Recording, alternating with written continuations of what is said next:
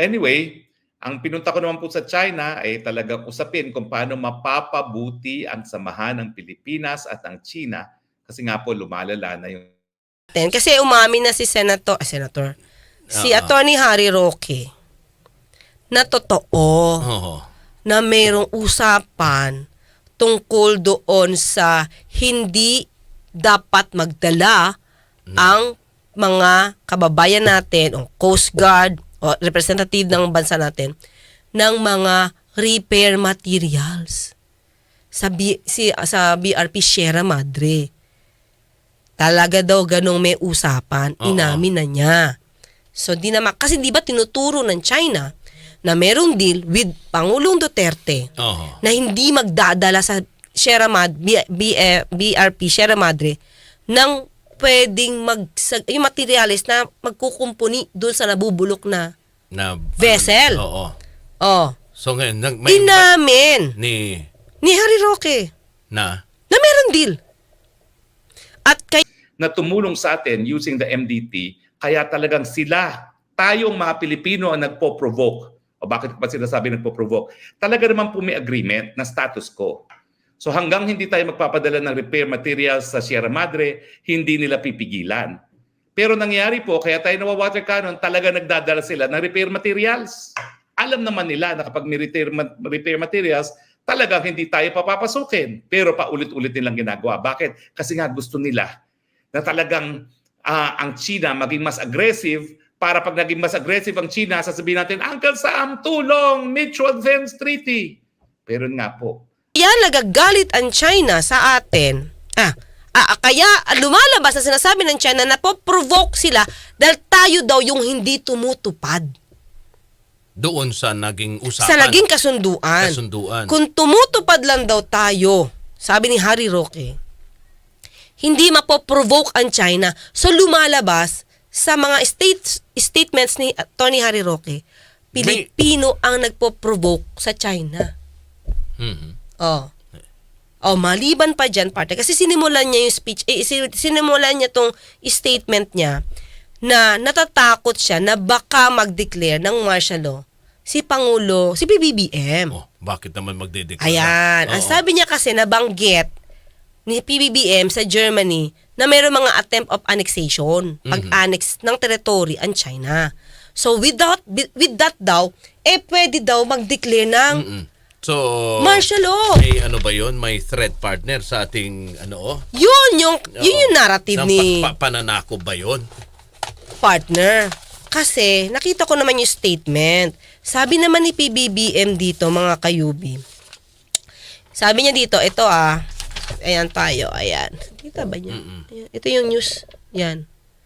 So, Marcos vows to continue defending PH territory amid China's incursions. So, sinasabi niya dito, partner, na ipagtatanggol pa rin niya yung Pilipinas, pero hindi naman siya, he will not go into war. Lagi lang tayo magpoprotesta. Sa pa rin tayo? Diplomatiko na paraan. Yes, partner. Kahit na may mga attempt, active attempt by the China to annex some of our territories dito sa Pilipinas. So, paano mo ba ma-explain yung ginagawa na pagpigil sa atin, yung mga Coast Guard natin, na pumunta sa BRP Sierra Madre? Diba? Na kiniklaim nga, may mga statements ng China na kiniklaim na itong mga territory ng Pilipinas supposed to be kanila. So how can PBBM describe that action? So kaya sabi niya more attempt by the Chinese to annex some territory. And because of that word annex, sabi niya, doon daw siya nagkakaroon ng fear na pagkaroon ng annex, ibig sabihin baka makapag-declare ng martial law si PBBM.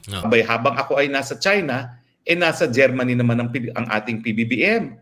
At bagamat nagsalita na maanghang si Presidente sa Australia na para bagang magsisimula na ang giyera sa panig ng Pilipinas at ng China, mas malala ang sinabi niya sa Germany. Ang sinabi niya, naghahanda raw ang China para ma-annex ang teritoryo ng Pilipinas. Bakit po nakakabahala yan? Kasi pag sinabi mong annexation of territory, ibig sabihin, lulusubin na ng China ang teritoryo ng Pilipinas. At alam niyo ba kung bakit ako nababahala?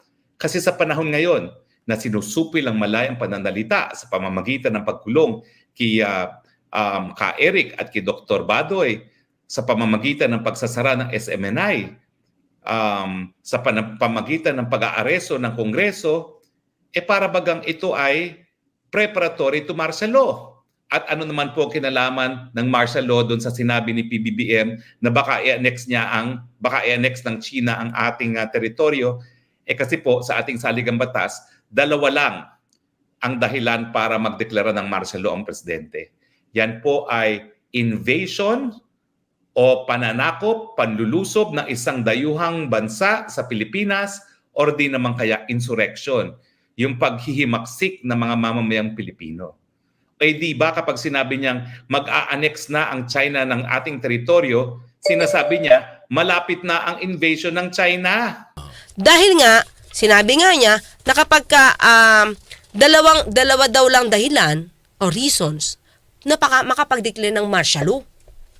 Invasion, of course, ng other country, saka insurrection ng mga kapwa natin Pilipino.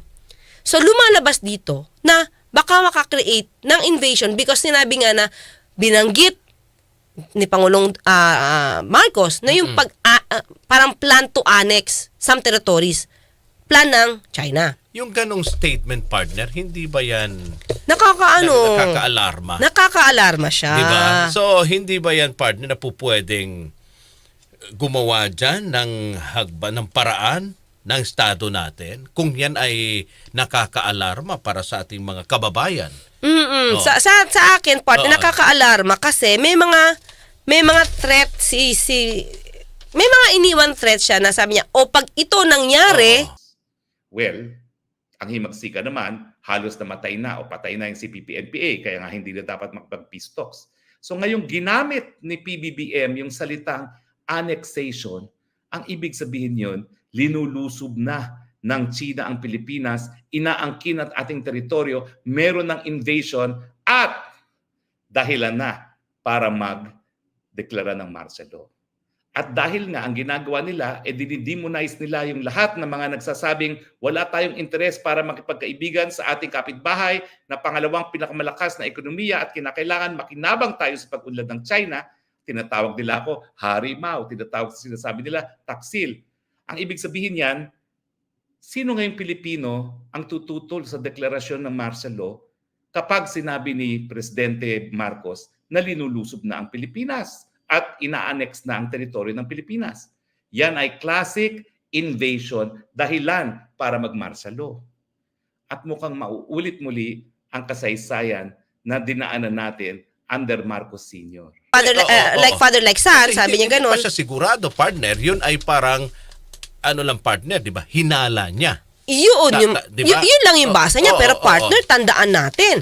Under sa Constitution natin, partner.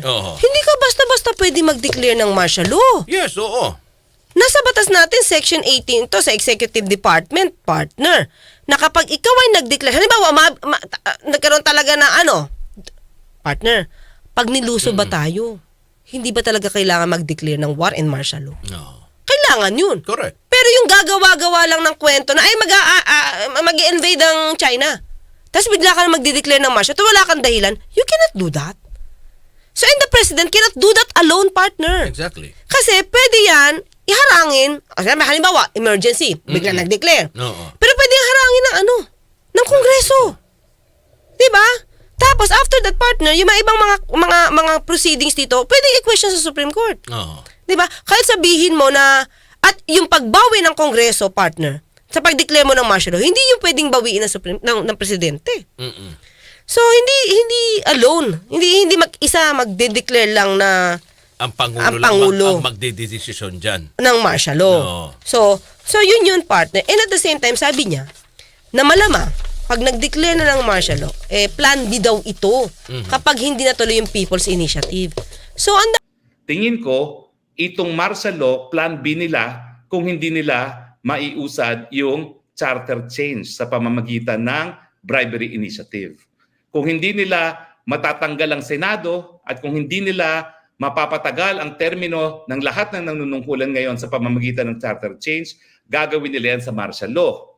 Babaliwalain nila ang 1987 Constitution, wala mo ng saligang batas, magkakaroon ng panibagong Freedom Constitution na 1 page, mananatili sila sa pwesto hanggang gusto nila, ikukulong nila ang lahat ng kanilang mga kalaban, ipasasara ang mga media establishments, hindi lang ang SMNI, kaya kayo GMA, Bulletin, Inquirer, The Star, tandaan ninyong sinasabi ko, kung nagawa nilang ipasara yung kaisa-isahang media outfit na sumuporta sa kanila nung eleksyon, anong gagawin nila sa inyong mga naging kalaban niya nung eleksyon? Huwag kayong maniwala na kayo ay safe. Pag nag-martial law, lahat kayo sarado dahil kalaban ng diktadura ang malayang pananalita at malayang pamamahayag. Mark my word, matuto na kayo sa kasaysayan. So bakit sa tingin ko magdedeklara si PBBM?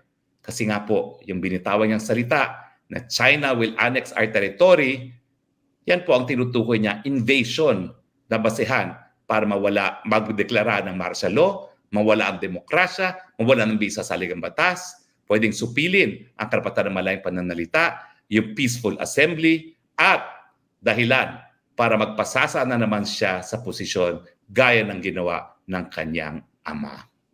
Dami-daming medyo hugot ni Atty. Harry Roque na parang ang hirap niyang i-connect the dots. Parang, saan ang galing? Yung ganun mga information. Diba? So, sa ating mga Pilipino na hindi masyado nakakaintindi nito, syempre, nakakatakot yan. Kaya sabi nga niya, mag-ingat kayo kasi pag nagkaroon ng declaration ng martial law, magkakaroon ng freedom of constitution, ipapasa lahat yung ibang mga media, hindi lang SMNI, ipapakulong yung mga baka doon kalaban. Baka doon yung tumbok niya, partner. Dahil nga rito sa SMNI. Inaprubahan na ng mababang kapulungan, di ba? Para sa revocation ba 'yon? Di ba? Ng prangkisa. Tingin ko, partner. Doon tinutumbok yung kanyang sinasabi. Kaya dinudugtong niya yung martial law para ipaalala muli sa tao na baka kasi puro sinasabi niya baka walang kalabaw, partner. Baka. Puro lang pwede, baka ganito, baka mangyaring ganito. Baka mangyaring ganito. Pero partner, sa akin lang, kung ordinaryong tao ka, tapos hindi i-explain na buti ni Atty. Harry Roque, itong mga to, maniniwala ka. Mahirap. Meron kang gustong i-convince sa mga taong ito na hindi naman maiintindihan mabuti kung ano yung nasa batas. Yun nga ang tinatanong ko. Delikado yun. Yun nga ang tinatanong ko. Yun ba ay walang, sa tingin mo, violation sa ginagawa, partner? Dahil, kung sabi mo kung ordinaryong tao ang papakinggan doon sa mga sinasabi, talagang aalarma. Oo, di ba? Matatakot. Kaya nga sabi nung iba mga parang nag-comment, naku, wag naman sana tayo magkagera. Di ba? Sabi nga ni PBBM, hindi naman wala siyang balak at hindi, never siya di ba? Never siya mangunguna, but he will continue fighting for the rights para sa territory natin. Correct. Yun lang naman, di ba? So, kaya nga sabi natin, kahit dati nga walang martial law, pero hindi na na-renew yung ABS. Outgoing President Rodrigo Duterte slammed ABS-CBN yet again. In his speech at the oath-taking ceremony of newly elected officials in Davao City, Duterte insisted that the network never paid taxes despite already being cleared by the Bureau of Internal Revenue. The outgoing president went on to admit that he used his presidential powers to call for its shutdown. Nakawatan ang ABS-CBN. Kaya tinira ko talaga sila. I used the presidential powers to tell Congress that you are dealing with scoundrels, and if you continue to kowtow them, kawawa ang Pilipino. Yung Rappler, yung mga panahon na yun, anong comment doon ni sa Atty. Harry Roque? Hindi na rin yung ABS-CBN. Medyo, sabi ng Rappler, nabully sila. Diba? Pati yung Inquirer. Sila ang may sabi na pinapatay ko raw ang mga mahirap. Alam mo ang Inquirer kahapon, talagang basura talaga yan. Pati yung eleksyon, the poor will be killed. tignan ako mag-islant. Ayaw ko, but someday, hindi ko tinatakot, but someday yung karma nila dadating. Talagang mga hiya ang mga journalista na. Sabihin ko sa iyo, talagang walang hiya, pati yung ABS-CBN. Because if I have the money na ninyo, nandyan ako sa gobyerno ngayon and you can request any son of a there sa central bank, tell them to get a statement. Bakit ako magbigay sa kalaban ko? If there is really 200 million sa account ko, I will resign tomorrow. Yan ang hamon ko sa lahat. And if my children would get involved in corruption, I will gladly step down. Yan ang totoo mga inquirer, mga kayo, pati yung ABS-CBN. Basura yung inano ninyo. Dapat may magsabi sa inyo ngayong inan ninyo, sinubrahan ninyo ang kagilakuhan ninyo. Dapat alam nyo, somebody should say inan ninyo. Baka takot magsabi, atakihin mo na ako natakihin. Araw-araw, pag makita kitang may-ari, sabihin kita, mukain kita na mo, bastos ka. Ha? Parami pa ko speculation sana, may sakit ako na, bakit ang lolo mo hindi namatay? Talaga ito. Hoy. Kayong mga Preto, kayong mga Lopez, did your grandfather live forever? Kayo. Pagbuti yung magbabuyan na tayo dito. Ayan o, hindi magbabuyan tayo araw-araw. Mga bastos rin kayo. Totoo lang, yung ginagawa ninyo ko bastos. Eh di ako, kuha ko ng programa araw-araw dito sa PTV4, bastosin ko rin kayo. Ganun na lang. Pag sinabi mo editorial mo, sabihin ina mo rin. Para tabla-tabla tayo. Inquirer, you've never been fair. I know that it's supposed to be antagonistic, but fair, you're not. Bastos kayo, pati ABS-CBN, bastos. Bastos talaga.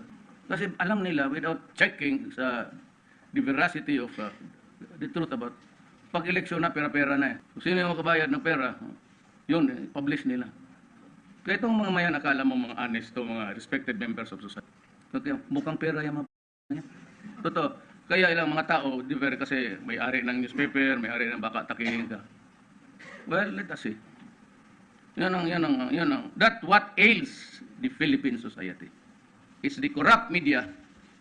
Yung muka nila Preto, pati Lopez ng pera at yung simbahan. Yun lang, di ba? Ang posisyon naman natin hanggang ngayon, dyan sa usapin ng WPS, mga kasama, kung hanggat kayang magpasensya. Oo. Diba? Ganun. Hindi na nga tayo nag-water cannon, wala tayong ganun. Kung ano mga ginagawa ng ang pangbubuli sa ating, di ba? Ang lumalabas pa kasi Nandun pa rin tayo sa diplomati. Hinahon pa rin. Oo. Ang hindi lang, ang sa akin lang partner, bakit kailangan sabihin ni Atty. Harry Roque na tayo yung nagpo-provoke? Oo.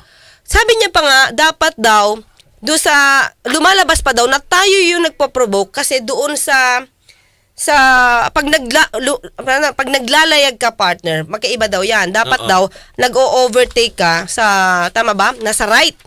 Right side, sabi niya ganon. Dalawa na pong incident ng banggaan ng barko.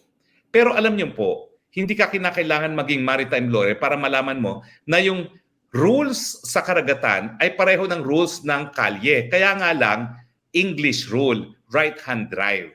Sa right-hand drive po, ang overtake hindi dito sa right side. Sa left side, pag mag-overtake tayo, nasa left side ang ating overtake. Pero kapag right-hand drive, baliktad po. Sa kabila ka mag-overtake. Kung titignan niyo po yung dalawang insidente na nagkaroon ng banggaan, lumalabas po na parang tayong nang bangga. Hindi malinaw sa atin yan kasi ang road natin sa traffic natin is left-hand drive. Pero yun nga po, pagdating sa karagatan, right-hand drive ang sinusunod. So ang overtake ng left-hand drive ay nasa left side. Kasi nga left-hand drive, so makikita ng driver kung sino yung nag-overtake. Pero sa dagat po, right-hand drive, so dapat ang overtake mo nasa right side. Baliktad nga po. Lahat ng banggaan natin, ang Filipino ship ay nasa left side na hindi siya dapat naroroon. Dapat nasa starboard side. Okay. Pero lumalabas kasi, lagi tayo nasa left. Tapos lumalabas tayo daw ang nagpo-provoke dahil nandun tayo sa left. Pero hindi ba nila nakikita na tayo yung naglalayag lang ng diretso tapos tayo yung kinakat? Tayo yung kinakat. Oo. So tayo pa ba yung nagpo-provoke kung tayo yung kinakat ng kabilang ng ibang vessel?